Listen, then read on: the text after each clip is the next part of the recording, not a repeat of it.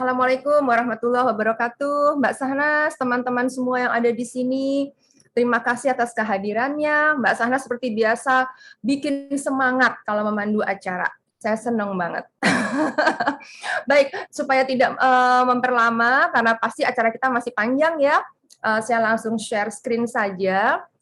Saya yakin di sini banyak teman-teman yang sudah memahami, tapi mungkin juga ada teman-teman baru kita yang perlu mendapatkan masukan-masukan juga. Saya akan memulai pertama mengenali payudara dulu. Jadi mari kita belajar tentang payudara. Kita sebagai perempuan sejak akil balik, payudaranya sudah mulai bertumbuh, tapi seberapa kenal kita dengan payudara kita? Dan lebih jauh lagi, bagaimana dengan kanker payudara? Kanker payudara ini bukan sesuatu yang langka, tapi seringkali orang sama sekali tidak paham mengenai hal itu. Nah, jadi payudara ini sebetulnya tidak hanya dimiliki oleh perempuan ya, namun juga oleh laki-laki. Hanya bedanya pada laki-laki tidak berkembang seperti milik perempuan. Kalau kita lihat, payudara itu terdiri atas lobus dan nugulus ini adalah area menghasilkan ASI, sedangkan ductus ini area atau saluran yang menyalurkan ASI. Lalu di sini juga saya ada gambarkan sedikit kelenjar getah bening. Jadi kalau ibu-ibu penyintas di sini mungkin ingat kalau dokter memeriksa payudara, selain meraba payudara, juga akan meraba area ketiak, area di bawah tulang leher ini dan di atasnya. Begitu juga ibu-ibu yang lain yang di sini, kalau mengerjakan sadari jangan hanya periksa payudara, periksa juga area ketiak dan area di sekitar tulang leher. Karena jika terjadi kelainan yang sifatnya kanker, maka aliran pertamanya adalah ke aliran getah bening ini. Jadi perlu diperiksa. Nah, bagaimana sih terbentuknya kanker? Kalau kita lihat gambar sebelah kiri, ini adalah pembelahan sel normal. Sel itu umum bertumbuh menjadi 1 jadi 2, 2 jadi dan seterusnya. Nah, kadang-kadang ada sel yang rusak, sel yang error, ada kesalahan di dalamnya. Pada sel yang normal, kalau ada sel yang rusak, dia akan mengalami kematian yang terprogram. Jadi, subhanallah, tubuh kita itu dibikin oleh Allah, ada mekanisme sel yang rusak akan mati. Tapi kadang-kadang ada sel yang memiliki kelainan gen, sehingga sel yang rusak ini tidak dapat melakukan apoptosis atau kematian tadi. Akibatnya sel yang rusak ini malah bertumbuh.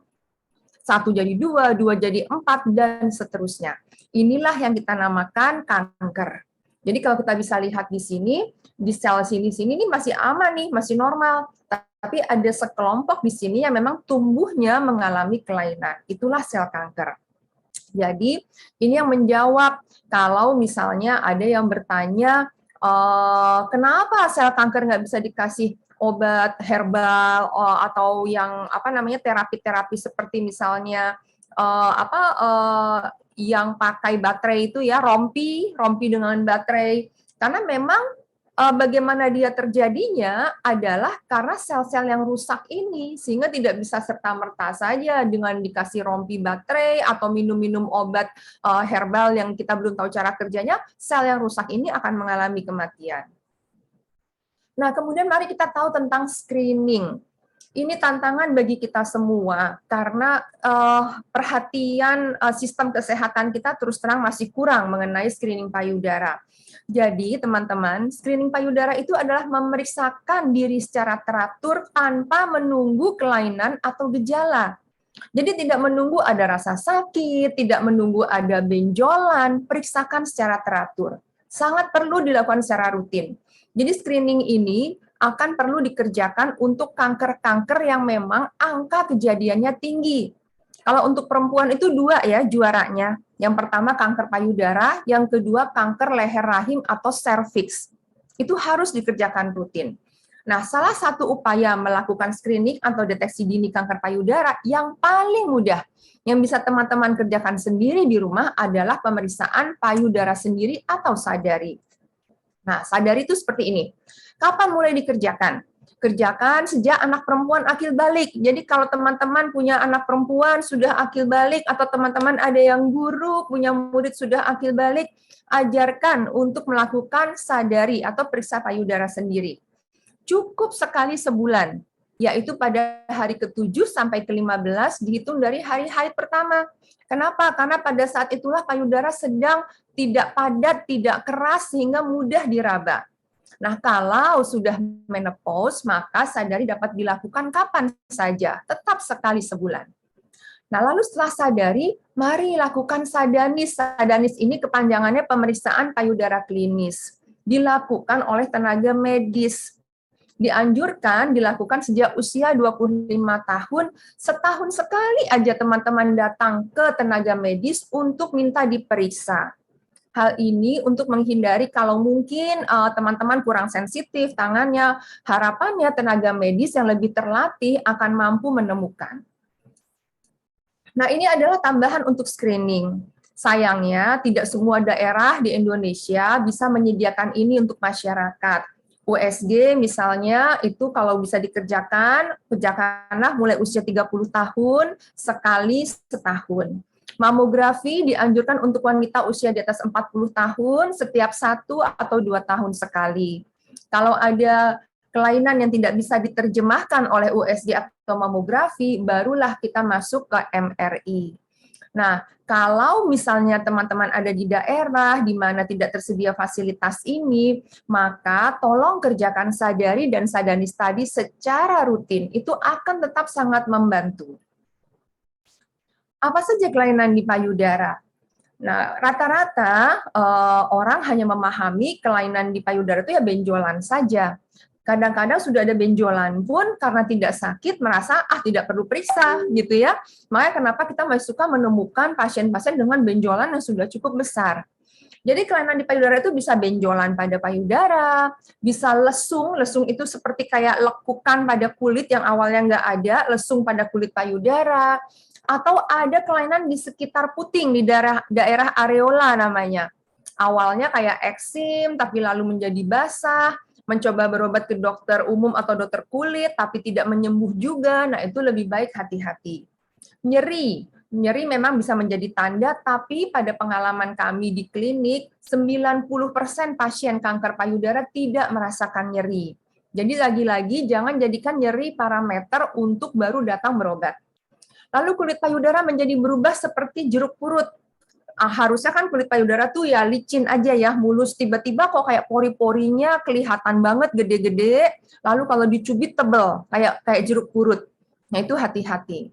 Lalu keluar cairan dari puting, ada campuran darah, warnanya bisa merah, bisa coklat, bisa hitam. Kemudian puting susu yang tadinya ada di luar, tiba-tiba menjadi masuk ke dalam.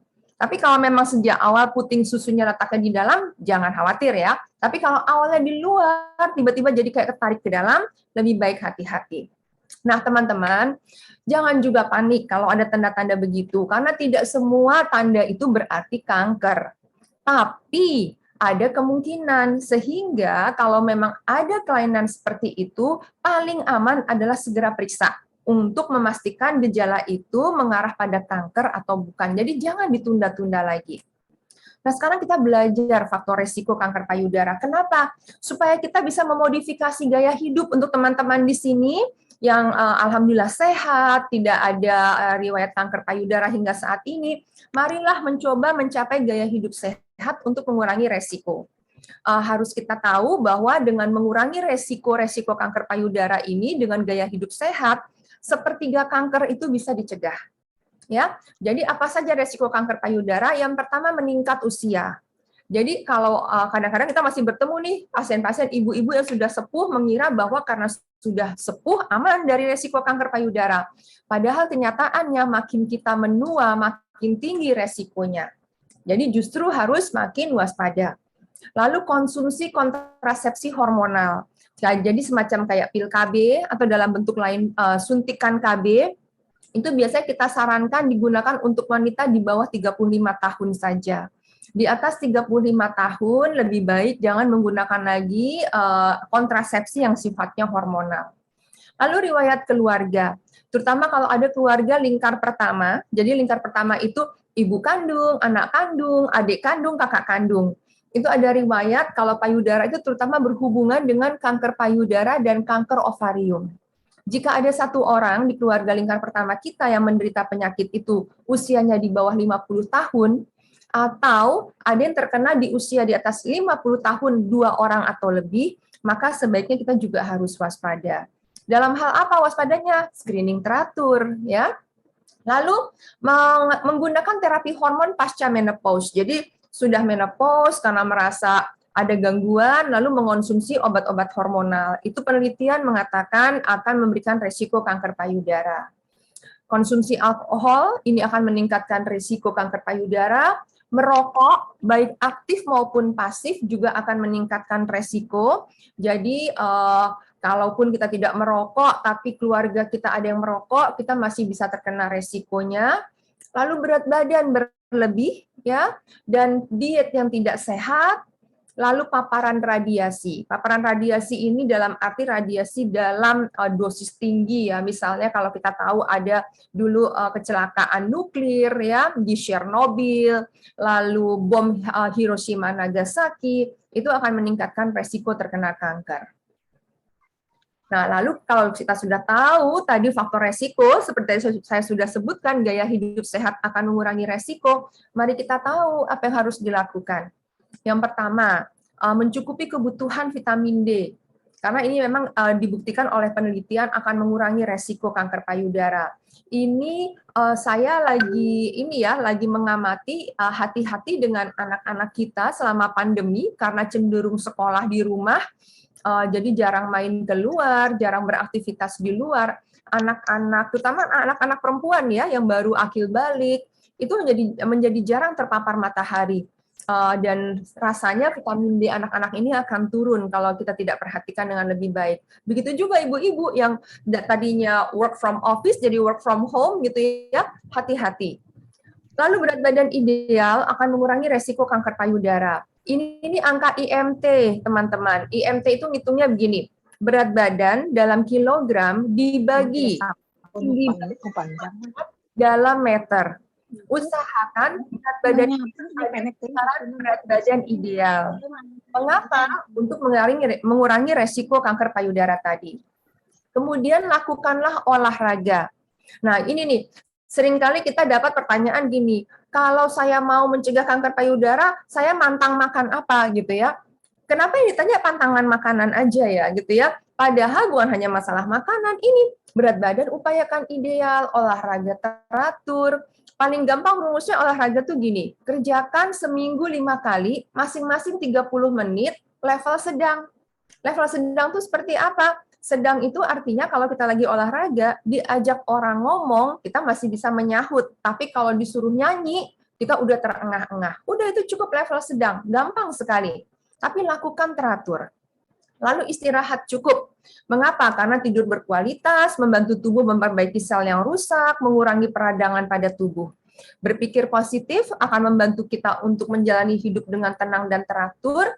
Nah, baru ngomong makanan nih, diet sehat. Dan nggak neko-neko. Nggak ada larangan, nggak ada pantangan selama apa yang kita konsumsi, makanan yang alami, bersih, sehat, jumlahnya secukupnya saja dan bervariasi.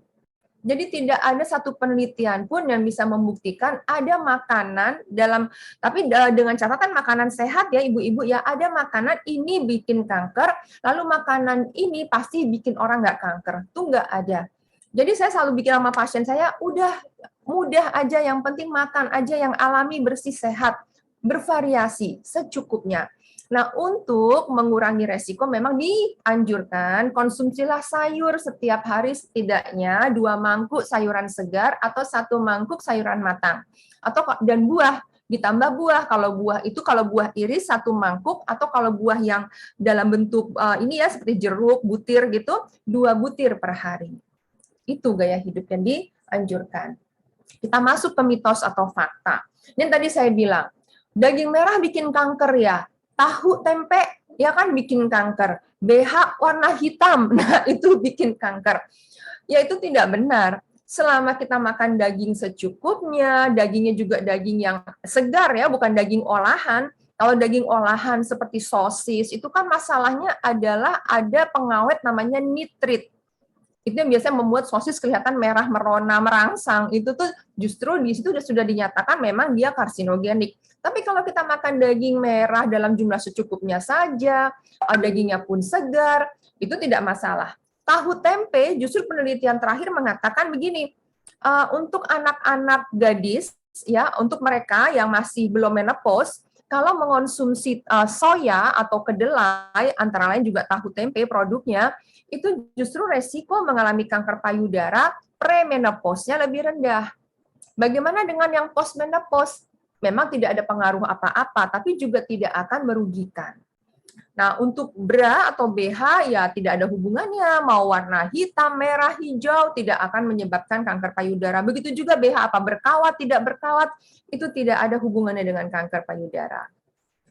Lalu mitos lain, kalau di biopsi katanya, tadi Bu Febo bilang ya, tumor yang jinak jadi ganas, yang ganas jadi malah nyebar.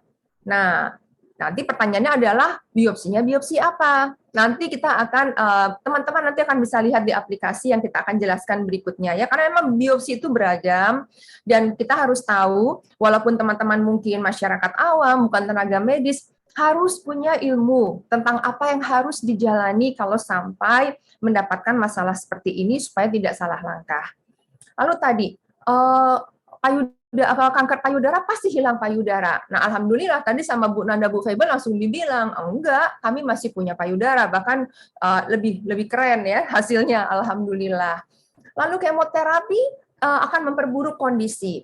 Memang kemoterapi bukan seperti obat yang masuk kita terus nggak kenapa-napa ya, tapi apakah itu akan pasti memperburuk? Tentunya juga harus dilihat.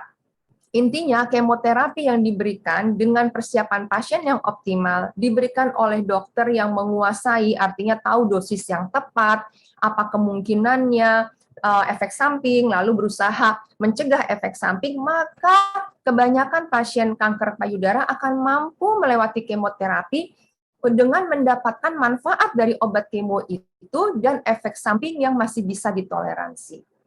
Ya. Baik, mari kita sekarang tahu masalah apa yang kita hadapi di Indonesia.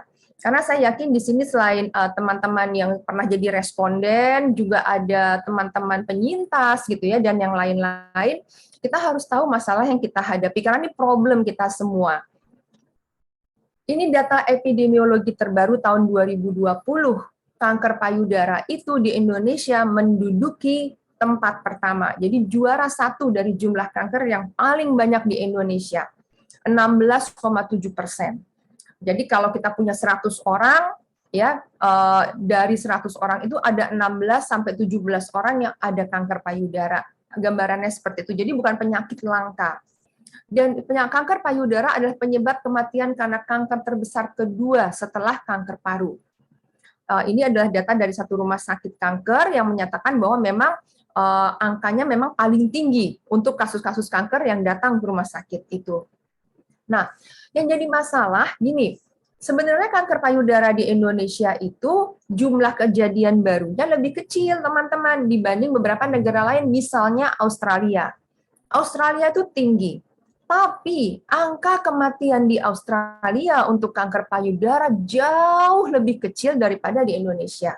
Kenapa? Karena kita, perempuan-perempuan kita datang berobat sudah di stadium yang lanjut. Jadi ini saya tulis di sini, angka kematian di Indonesia tinggi karena 70, bahkan ada yang mengatakan 90% pasien kanker payudara itu datang sudah kondisi yang sudah lanjut. Padahal kalau kita lihat di sini, angka harapan hidup itu sangat bergantung pada stadium. Kalau kita mendapatkan pasien di stadium 0 itu apa sih gitu ya?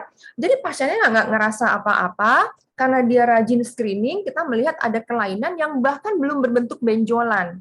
Tapi sudah ada gambaran kelainan dan kita kejar, kita buktikan ternyata kanker, namanya kanker in situ. Mungkin teman-teman yang penyintas pernah dengar ya, ductal carcinoma in situ. Nah, itu adalah kanker stadium 0. Jika diobati dengan benar, maka angka harapan hidupnya hampir 100%. Stadium 1, stadium 2 masih bagus semua, 90% ke atas. Nah, kita bisa lihat kalau sudah stadium 3, stadium 4 memang mulai turun. Masih bisa diobati, jangan khawatir, jangan putus asa. Tapi ini menjadi catatan bagi kita semua, bagaimana yuk kita kerjasama bahu-membahu mengurangi angka kematian ini dengan cara menyadarkan para perempuan untuk datang lebih cepat untuk mau screening, jangan menunggu ada kelainan terlebih dahulu.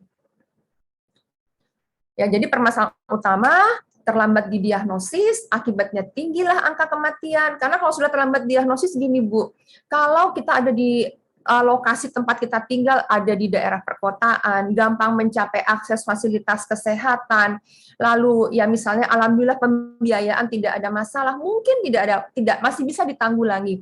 Tapi bayangkan yang ada di daerah yang untuk berobat harus mendapat rujukan, kadang-kadang untuk mendapatkan penanganan saja berbulan-bulan menunggu antrian, itu yang menyebabkan kalau ditemukannya sudah di stadium yang sudah lanjut, maka akan terlambat juga untuk diobati. Nah, ini hasil wawancara ketika saya mengadakan penelitian kemarin. Jadi faktor penyebab keterlambatan yang kita harus sama-sama bantu ya adalah masalah pengetahuan, sikap dan perilaku, lalu pengalaman, stigma masyarakat tadi sudah dikatakan dan mitos. Itu semua turut berkontribusi menyebabkan keterlambatan. Nah, saya terakhir kuesioner yang saya minta diisi oleh 379 penyintas di kanker payudara, mungkin ada teman-teman juga di sini ya, didapatkan bahwa memang aspek pengetahuan mengenai kanker payudara di masyarakat perlu diperbaiki, sangat perlu diperbaiki. Karena 30-60% penyintas yang saya wawancara ternyata belum tahu dengan tepat tanda dan gejala kanker payudara. Nah, jadi ini saya saring gejala apa yang masih sering disalahpahami oleh masyarakat. Nyeri payudara, eksim pada area puting, benjolan yang masih bisa digerakkan. Jadi yang dipikir bahaya itu kalau benjolannya sudah lengket. Tapi kalau masih bisa digerakkan dianggap aman. Payudara membesar saja tapi tidak bisa meraba ada benjolan. Lalu ada luka berdarah atau borok pada payudara dan keluar cairan kemerahan dari puting, ternyata dari penelitian didapatkan 30-60% masih merasa itu bukan tanda yang kenapa-napa gitu. Jadi ya udahlah nggak apa-apa gitu, nanti aja periksanya. Ini yang kita harus sama-sama sosialisasikan di masyarakat. Ya. Lalu dari sikap itu bagaimana kebiasaan melakukan screening, ternyata hanya 42,5% yang melakukan screening rutin. Yang lainnya masih belum terbiasa mengerjakan screening. Ini juga yang menyebabkan kenapa menjadi terlambat ketika ada masalah. Baik, saya kira saya masuk ke segmen yang terakhir. Tadi kita sudah belajar mengenai payudara, kanker payudara. Kita sudah tahu nih permasalahan kita di masyarakat apa. Yuk kita masuk ke solusinya. Karena tadi memang permasalahannya adalah yang utama pengetahuan, maka di sini kita mencoba mengenalkan satu cara untuk menyebarkan pengetahuan dengan cara yang murah, tapi bisa dipakai oleh masyarakat, seluruh masyarakat Indonesia secara luas, dan mudah-mudahan memang benar-benar bisa memberikan manfaat. Jadi ini adalah aplikasi yang saya dan tim saya buat sebagai luaran dari disertasi S3 saya. Makasih tadi Mbak Sahnas doanya, mohon doa-doa teman-teman juga mudah-mudahan sampai akhir pendidikan saya lancar. Karena memang terus terang saya mengambil S3 ini bukan ingin ambil S3-nya, tapi ingin bagaimana agar luaran yang saya hasilkan punya imbas. Karena bagaimanapun di Indonesia, orang masih suka melihat background kalau kita membawa sesuatu siapa gitu ya. Jadi saya hanya berpikir, saya harus punya sesuatu supaya apa yang kita hasilkan ini punya daya jual. Daya jual dalam arti bisa dilirik oleh mungkin sistem kesehatan, supaya dengan kekuatan, dengan power yang dimiliki oleh pemerintah, justru ini bisa menyebar lebih luas lagi dan bisa memberikan dampak lebih besar. Dan saya tidak pernah menganggap ini hasil kerja saya pribadi, Saya punya tim kecil yang hebat yang membantu saya, dan saya sangat senang sekali dengan teman-teman yang ada di sini. Saya tahu di sini banyak responden, banyak penyintas yang sangat membantu saya dalam penelitian ini, mulai dari memberikan inspirasi, data, masukan-masukan. Saya sangat berterima kasih. Ya, jadi kita beri nama Mama SIP. Mama itu kan bahasa Latin ya, artinya bisa ibu, bisa payudara. SIP itu screening, intervensi, artinya kita mau merubah sesuatu, dan prevensi. Untuk apa? Untuk mencegah terjadinya kanker payudara atau fatalitas akibat kanker payudara. Ini sekilas tadi. Nah, ini teman-teman, jadi memang aplikasi ini masih hanya bisa dilihat dengan handphone Android. Jadi mohon maaf yang punya iPhone, karena bukan apa, proses untuk masuk ke dalam App Store itu 1 tahun ternyata. Sementara kalau ke Android hanya 1 minggu. Jadi kami membuat tampilan di Android awalnya. Nanti halaman depan teman-teman akan lihat seperti ini. Nah, untuk yang belum bisa mendownload dengan Android, maka kami juga sediakan versi di web browser-nya, sehingga mudah-mudahan masih bisa memenuhi kebutuhan teman-teman. Ini kalau dilihat di web browser, di website, ini seperti inilah halaman di mana kita menyajikan pilihan menu. Ini kalau dilihat di handphone Android. Jadi kita punya 8 ruang. Ada ruang jaga kesehatan payudara, ini untuk masyarakat awam, untuk teman-teman di sini yang ingin tahu segala sesuatu, seluk-beluk tentang payudara, kesehatannya, bagaimana mengurangi resiko kanker payudara, monggo silahkan di sini dibaca. Ya, lalu ini adalah ruang untuk teman-teman saya yang hebat, para penyintas kanker payudara yang gagah berani, bagaimana kita bisa mengalahkan kanker payudara. Lalu di sini untuk para support system, keluarga, teman, tadi Bu Feibe udah cerita bagaimana teman sangat mendukung, Bu Nanda bercerita bagaimana keluarganya juga sangat mendukung. Itu bagaimana cara kita mensupport teman atau saudara kita sedang menderita kanker payudara. Kenali dirimu ini ruang yang kita buat untuk membantu masyarakat mendapatkan gaya hidup sehat.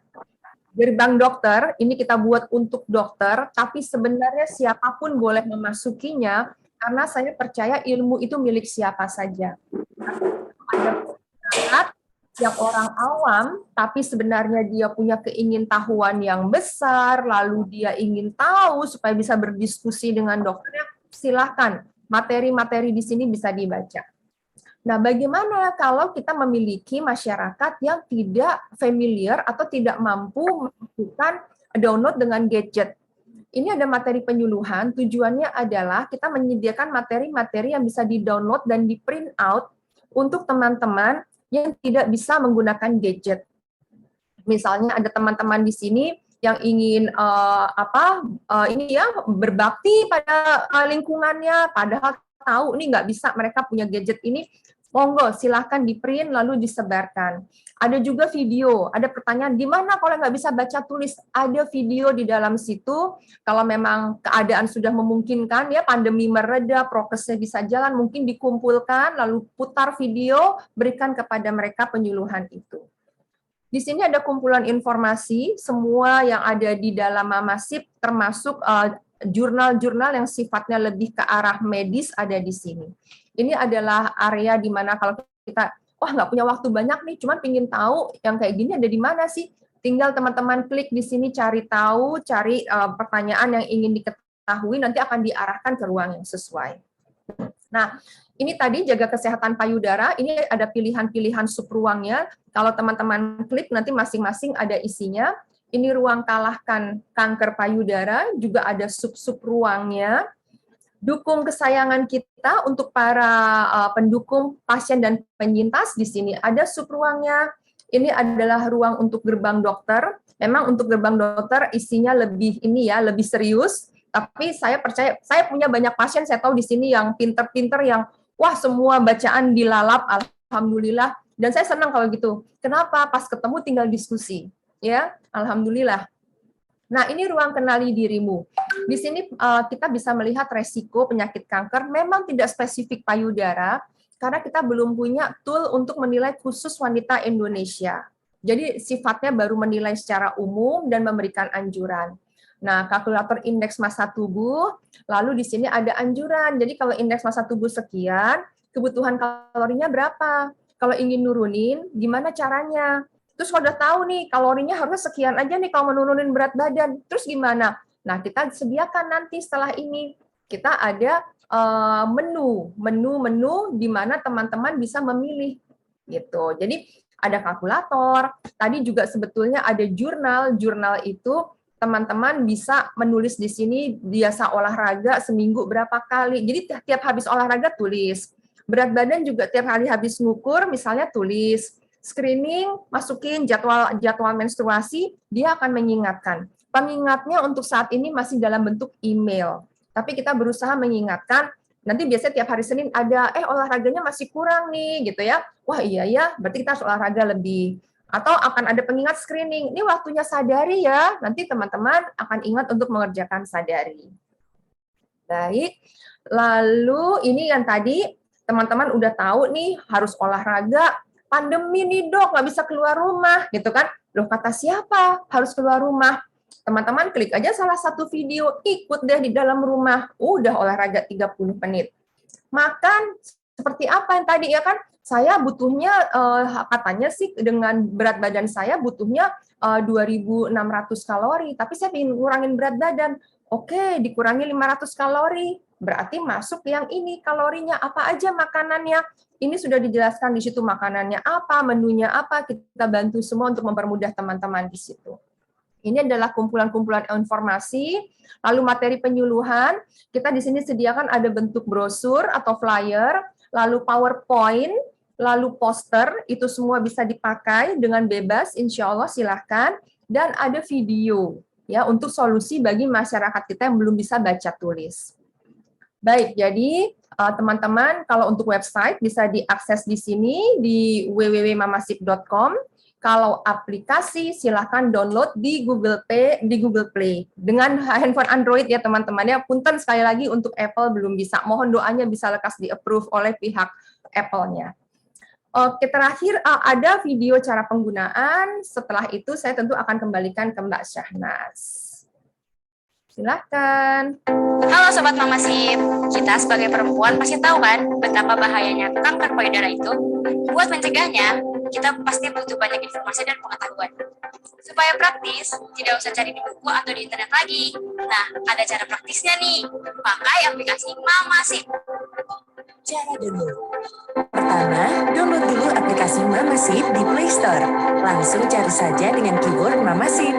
Habis sudah terinstall, langsung buka aplikasi dan daftar pakai email kalian ya. Setelah sudah terdaftar, nanti langsung masuk ke tampilan awal. Di bagian beranda paling atas, kalau kalian klik, ada video pengantar dari tokoh publik dan pemuka agama yang bisa kalian tonton soal kesehatan payudara dan kanker payudara dari pandangan mereka. Bisikan kepada istri dan keluarga Anda, sayangi dirimu. Jadi tunggu apa lagi? Ayo segera buka Mamasip. Sayangi dirimu. Ruang-ruang Mamasip. Lalu kalau kalian scroll ke bawah ada berbagai ruang Mamasip. Enaknya di sini informasi-informasi yang disediakan sudah dikhususkan seperti untuk masyarakat awam, lalu untuk pasien dan penyintas kanker payudara. Untuk pendukung pasien dan penyintas kanker payudara, bahkan ada untuk dokter dan penyuluh kesehatan juga di sini. Jadi tidak akan bingung untuk cari informasinya. Ruang jaga kesehatan payudara. Coba kita klik ke informasi pertama soal jaga kesehatan payudara. Kalau kalian lihat, ada berbagai informasi supaya bisa lebih paham bagaimana caranya menjaga kesehatan payudara sampai deteksi dini kanker payudara. Salah satu hal yang paling penting adalah screening. Untuk akses informasinya, langsung saja klik bagian screening dan pemeriksaan payudara. Di bagian ini ada semua informasi seputar screening dan pemeriksaan payudara, seperti apa itu screening, kapan kita harus screening, siapa yang harus melakukan screening, sampai caranya melakukan screening. Selain itu, kalau kembali ke menu sebelumnya, ada informasi soal gaya hidup untuk mencegah kanker payudara. Panduan ini bisa langsung kalian ikuti saja. Ruang kalahkan kanker payudara. Bukan hanya untuk masyarakat awam saja, untuk pasien dan penyintas kanker juga disediakan informasi khusus, namanya Kalahkan Kanker Payudara. Misalnya, buat pasien atau penyintas kanker yang penasaran soal prinsip pengobatan kanker payudara seperti apa, bisa langsung diakses di sini. Bisa dilihat ada tabel soal level stadium suatu kanker yang dimana mempengaruhi angka harapan hidup. Maka dari itu, kenapa screening itu penting untuk dilakukan secara rutin? Karena semakin dini ditemukannya kanker payudara, maka harapan hidup juga semakin tinggi. Di sini kalian juga bisa semakin tahu kalau ternyata pengobatan kanker payudara itu banyak ragamnya. Bisa langsung aja kalian akses di bagian ragam terapi kanker payudara. Ada banyak video yang bisa kalian tonton supaya semakin paham. Fitur Kenali Dirimu. Lalu, bagaimana caranya kalau kita mau mengukur kesehatan diri sendiri? Langsung saja ke bagian Kenali Dirimu. Di fitur ini ada 3 macam kalkulator. Yang pertama ada kalkulator untuk menghitung berat badan ideal. Tinggal masukkan usia, berat badan, tinggi badan, dan pilih jenis kelamin. Nanti di sini tertera hasil IMT kita dan masuk ke kategori yang mana. Selain menghitung indeks massa tubuh, kita juga bisa menghitung keperluan kalori yang sesuai dalam sehari. Sama seperti sebelumnya, tinggal masukkan data diri dan durasi olahraga, langsung tertera hasilnya berapa banyak kalori yang dibutuhkan dalam sehari. Yang terakhir, ada analisa resiko penyakit kanker. Di fitur ini, kalian tinggal menjawab beberapa pertanyaan yang disediakan. Di hasilnya nanti, ada rekomendasi dan saran yang bisa diikuti untuk menghindari resiko kanker. Fitur Jurnal. Kalau sudah dapat hasil analisis dari fitur Kenali Dirimu, kalian bisa langsung ke fitur Jurnal pribadi. Di fitur jurnal ini bisa membantu kalian untuk membentuk dan mempertahankan gaya hidup sehat. Ada 3 macam jurnal yang bisa kalian isi. Ada jurnal olahraga untuk mencatat kegiatan olahraga kalian sehari-hari. Lalu ada jurnal berat badan, di mana di sini dicantumkan berat badan ideal kalian berapa, serta saran menu makanan. Ruang Gerbang Dokter. Yang spesial di Mamasip ini bukan hanya untuk masyarakat dan pasien saja. Informasi dan fitur untuk tenaga kesehatan juga ada. Kalau kalian kembali ke menu awal, langsung klik Gerbang Dokter. Sama seperti yang lain, ada berbagai jenis informasi yang disediakan. Salah satunya, penegakan diagnosis kanker payudara. Ada juga video panduan yang bisa ditonton oleh dokter. Ruang materi penyuluhan. Selain untuk dokter, ada juga materi penyuluhan yang bisa di-download oleh penyuluh kesehatan yang disediakan dalam berbagai bentuk media, mulai dari flyer hingga bentuk video. Semenjak download aplikasi ini, pemahaman seputar kesehatan payudara dan kanker payudara jadi semakin tinggi. Sekarang sudah tidak asal menebak lagi kalau tiba-tiba merasa ada yang aneh di daerah payudara. Aplikasinya juga menarik dan informasi yang disediakan mudah dicerna karena banyak video dan ilustrasi yang membantu. Tidak perlu repot-repot lagi untuk cari di internet. Langsung saja ke aplikasi Mamasip, karena di aplikasi ini informasi yang disusun berdasarkan penelitian ilmiah. Referensi-referensi ilmiah juga melibatkan berbagai pakar di bidang masing-masing. Jadi bisa dipertanggungjawabkan kebenarannya. Tunggu apa lagi? Ayo download Mamasip.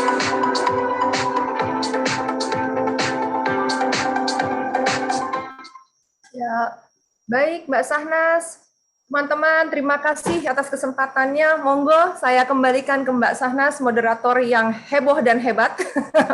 Silakan Mbak. Ini semuanya juga udah pada heboh di kolom komentar, katanya hebat banget Dokter Farida, terima kasih banyak sudah melakukan ini sehingga sangat membantu semua lapisan. Terima kasih banyak Dok, keren banget ini. Nah,